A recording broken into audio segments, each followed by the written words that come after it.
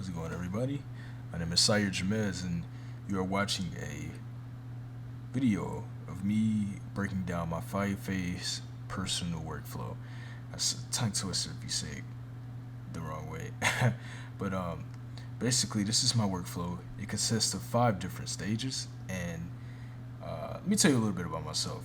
I'm a concept artist, and I'm a lighting artist. So I enjoy both painting and I enjoy rendering in 3D programs. So my workflow is it's pretty much interchangeable.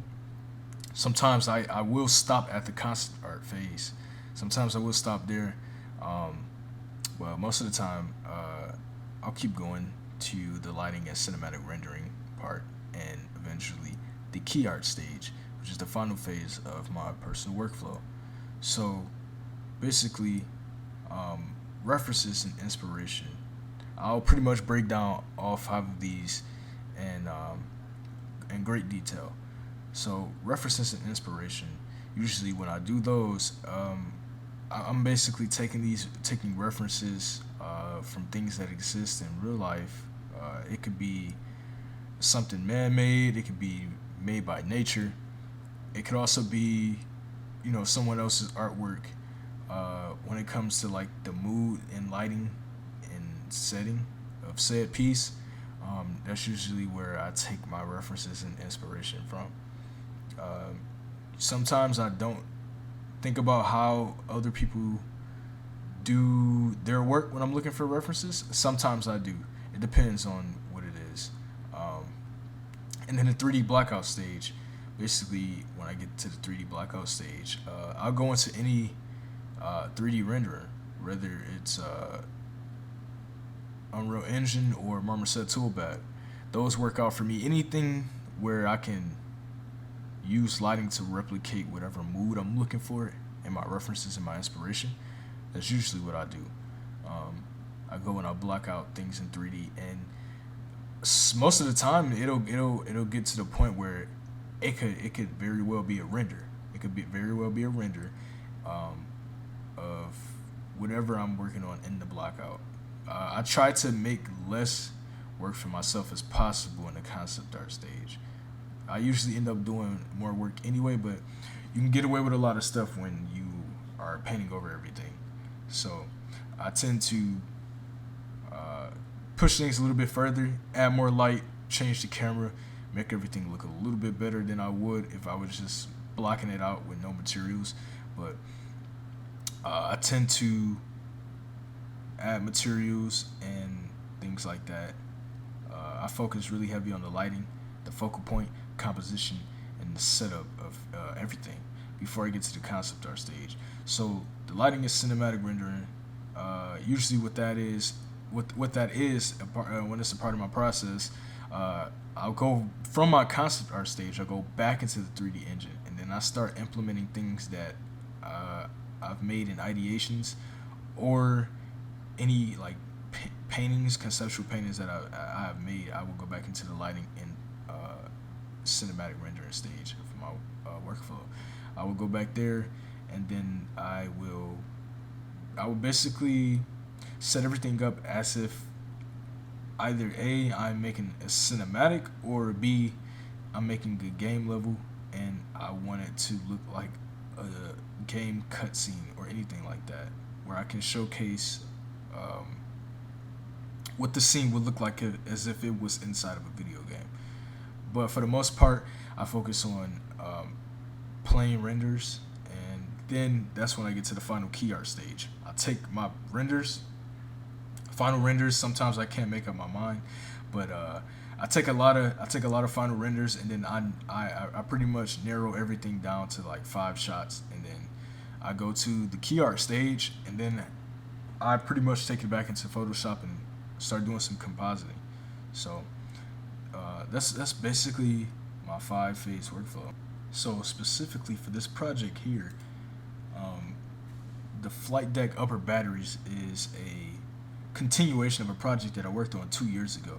I wanted to come back to this project because I've learned and picked up a lot of new different things, and I want to implement those things in this project.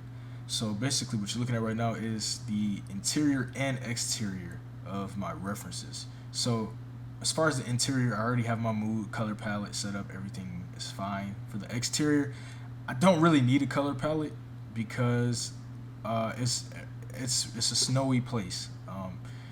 Everything is either white or blue.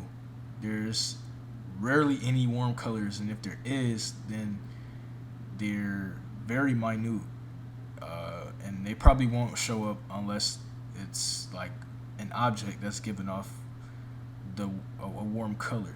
So I like to start off with a prompt. Usually when it's a big project like this, I like to start off with a prompt. So basically, this upper batteries, this flight deck, is a piece to a man-made spaceship, and it crash landed on it crash landed on a planet that has a very icy region, and I kind of like to leave it up to the imagination of whoever's looking at my work. Like, oh, this could be Earth, but you know, it has sci-fi elements, so maybe it's not. And I like that about, you know, being able to be flexible. So yeah, I tend to go that route a lot, especially when I'm working on a piece that is personal. I can be flexible with it. So that's basically how I constructed the backstory behind what I'm working on. So my references is, I have a couple of Star Wars pieces here. The Star Wars artwork, or should I say the mood, pretty much set the tone for a lot of sci-fi, and of course there are other inspirations as well to take from, but specifically for this project, Star Wars fit really well. The architecture, the mood, and just the overall feeling of this specific scene with Darth Vader in this snowy area is what I'm looking for. And then there are other real life examples of the mood that I want. And this will help me pretty much overall set the tone in Unreal Engine when I go in and I start setting up the lighting, the cameras, and the fogs, and pretty much everything that I need to set the mood. So I'm switching back here just to show you guys what step I'm going to be, or what phases of my workflow I'm going to be showing off in this video today. There's going to be 3 parts because this takes a long time. This takes a while. Usually I can get this done in an entire week if I'm not backed up with any other work. A project like this with all of these phases I can manage it in a week, but it takes long. And like if I decided to sit here and just paint all day and do all of this, it will take a while. It will take a while. But yeah, I'm in Unreal Engine now. I'm gonna do the first 3 phases, or at least the first 2. You just saw me complete one phase, which was the reference and the inspiration phase. Now what you're seeing is a 3D blackout. So right now I'm just, opening up a regular environment, a regular landscape. There's nothing here. The first thing I like to do is make sure that I have a camera, an operating cinematic camera. I like to make sure that everything is working well before I start to put things in the scene.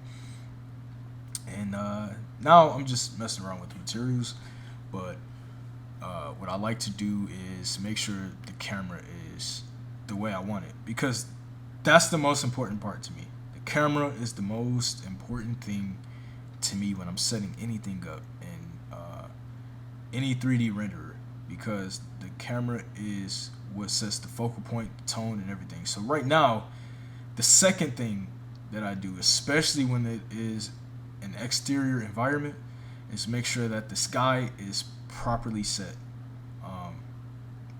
Without a proper sky, I would not be able to achieve what I want to achieve. So right now I'm messing around with the exponential height fog, and I'm basically getting that look and that feel that's in my references. I'm trying to replicate that feeling. The fogginess, the haze, the cloudy, misty area. That's kind of what I'm looking for. And it's all gonna tie together when you start to see snow on top of certain objects. So right now I'm downloading Megascans. I'm using the Megascans to pretty much chop away, I want to say about 60 to 70% of the work that I have to do. So this is a great way for me to pretty much shave down time.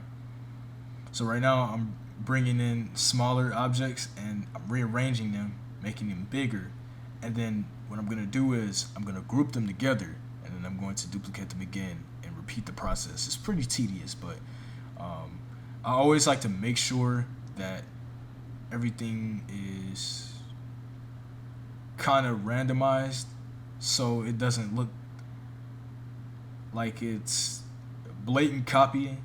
I mean, there's just nothing wrong with that, but the piece would not look proper. It wouldn't look proper because you can tell like the same object has been duplicated over and over. So I like to rearrange everything.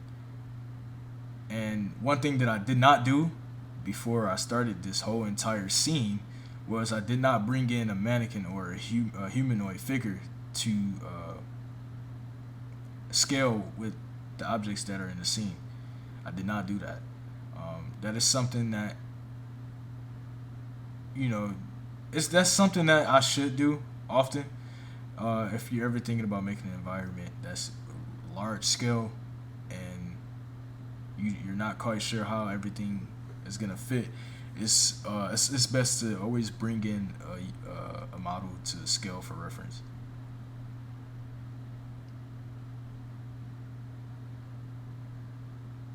So right now, what you're seeing is I'm still duplicating shapes, turning them around, enlarging them, scaling them, and basically randomizing them, making them different, but also shaping it to how I want the geology of the world to look.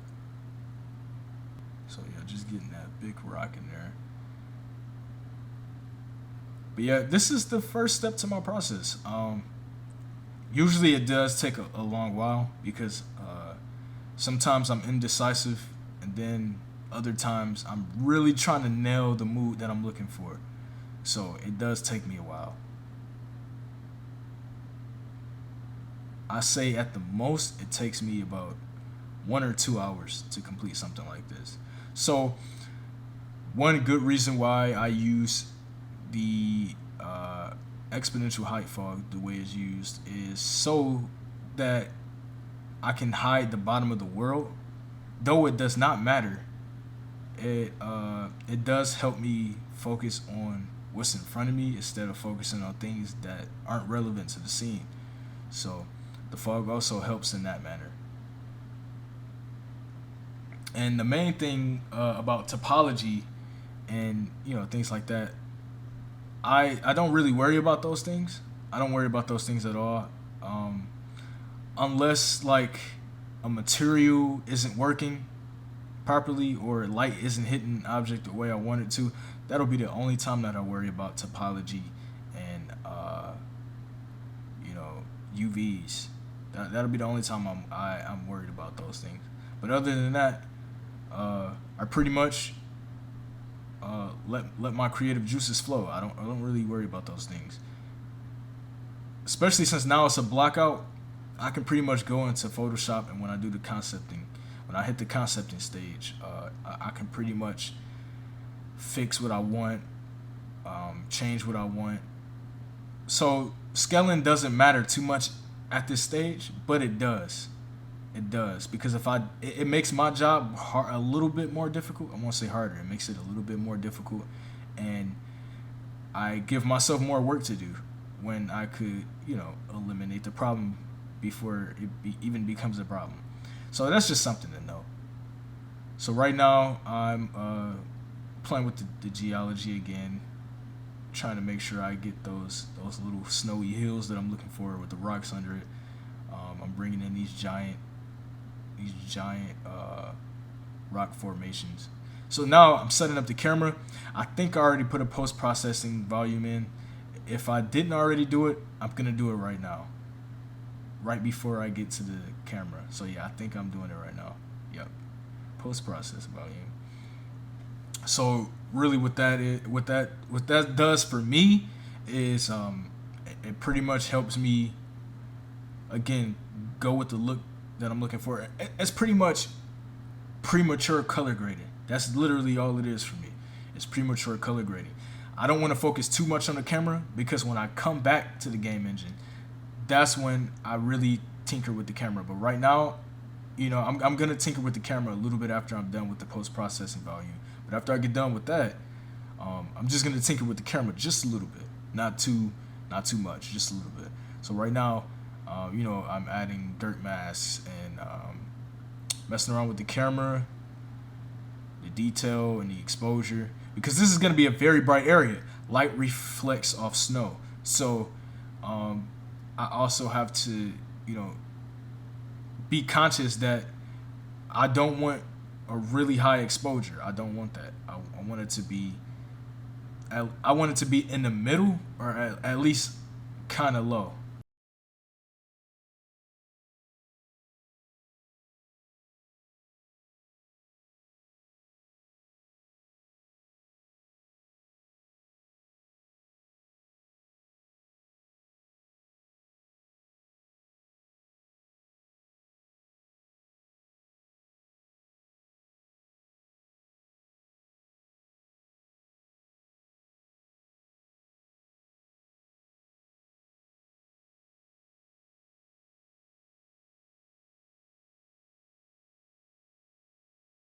But I don't want it too high. So now I'm taking it in the Photoshop, and I'm doing a paint over right now.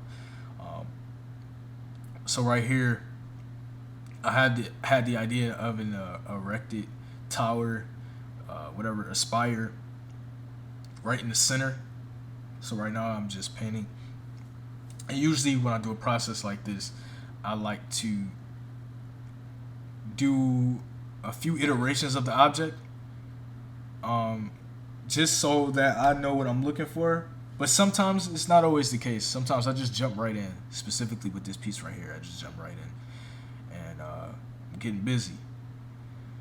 So right now, I'm trying to figure out how I really want this thing to look. It's a little harder, only because I didn't do any ideations before I just jumped in, but sometimes it's not always a big deal for me, and it works. So yeah, and like I said, I try to eliminate as much work as possible. Right now I'm doing some photo bashing. I decided to take reference from the AT from Star Wars. The texture of it is something that I wanted to see on this said spire. So right now I'm just adjusting it, changing the colors, masking over it, and eventually I'm going to so right now I'm playing with the fog and the settings again. Right now I'm just doing a gradient fill, and doing a little bit more photo bashing still. And that's a constant thing. It's not super constant, but there is quite a bit. There's quite a bit of photo bashing with my workflow. So yeah.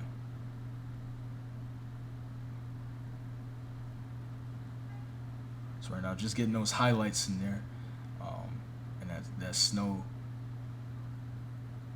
the white edges is what I'm looking for. And then right now, I'm playing with the levels, and we're doing a little bit of overlay with a color fill. So again, trying to establish that shot, establish that mood, even outside of Unreal.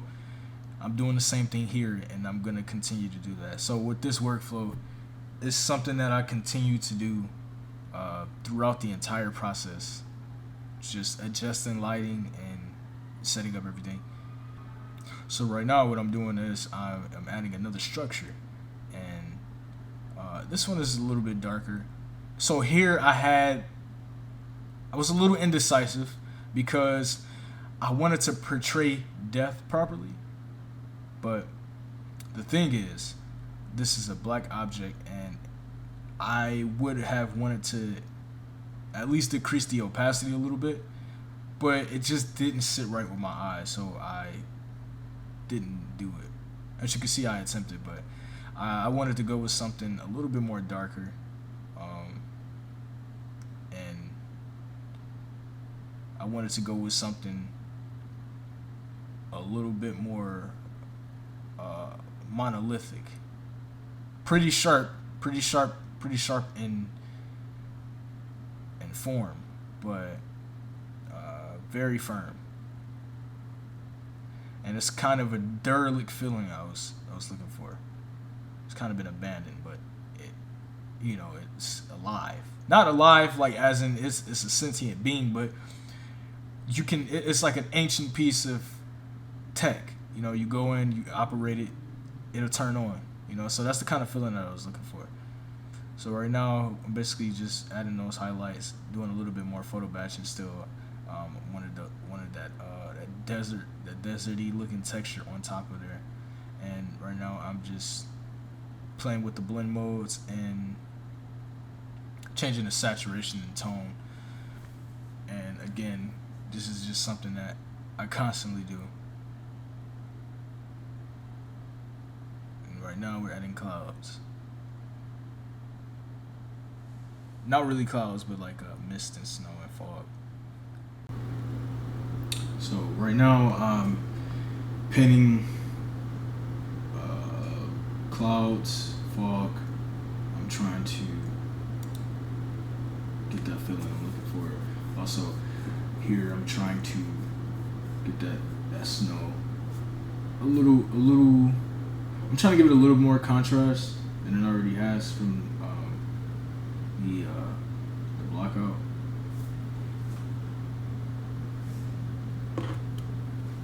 Establishing that mood and that shot. It's really my go-to. Okay, so right now I'm adding in a vehicle. But yeah, that's my go-to. When it comes to just sitting down and painting. That's my go-to. My go-to is to make sure that I capture the look and feel of my references, and not just my references, but the visualization from my prompt. So yeah, right now I'm adding a little guy on there with a jet bike, whatever you want to call it, some type of high-tech vehicle.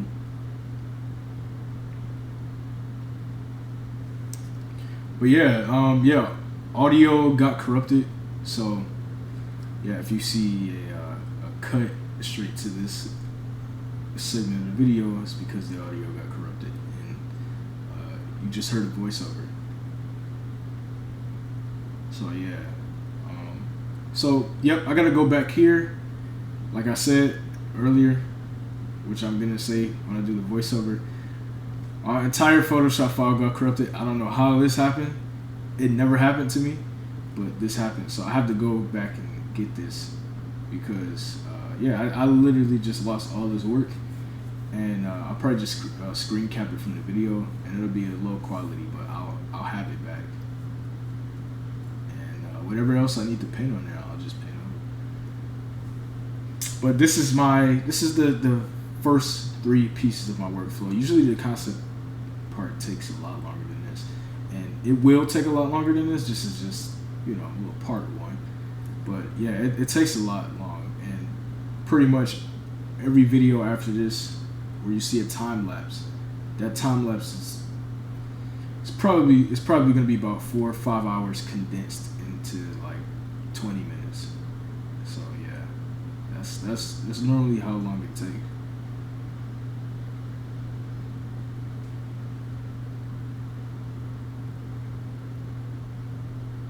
So right now I'm going for like this evil tower vibe. I'm constantly reversing the orientation of the page, flipping it horizontally over and over, just so I can really try to understand the decisions I'm making with the focal point in the composition. It's something I also do often. So I mean, if that's something that you struggle with, is composition, flipping the canvas is a good way to go. So basically, this is where I ended off with. Obviously, I have to get it back. Usually when I'm in the mindset of, painting, it's not really a one-time thing. I can replicate most of what I do, but to a certain extent. It's not as, I won't say perfect. It's not as great as it is the first time going around, but that's why, this doesn't happen often to me. This is something that just decided to happen today. So, this is fun. Showing off the first couple of pieces, first part of my workflow. It's pretty long. It takes a long time. If I'm super focused and I'm not, blocked by, a whole bunch of different things, I can pretty much get the whole bulk of a project done in 1 week. All I need is 1 week. If everything is streamlined, it usually gets done. But usually having that plan that I'm going to reference, or I'm going to get inspiration, and then take those things and okay, I'm going into Blackout, and then as soon as I'm done with Blackout, head straight into Photoshop for a paint over it. Usually that doesn't take really long. Sometimes I even skip the referencing stage. Really, it depends. But if it's a project like this where everything has to be well thought out, I usually use reference because I want to make sure everything makes sense, not only to whoever's looking at it, but if somebody wanted to hire me, or I have a client that wants something done in a specific way, which is why I challenge myself with a prompt, then I have to make sure that I'm gathering references. I can't just be, doing stuff and just putting things anywhere. With a project like this, I can get away with it because it's my project. But yeah, appreciate you all for watching this video, and I'll see you guys in the next part.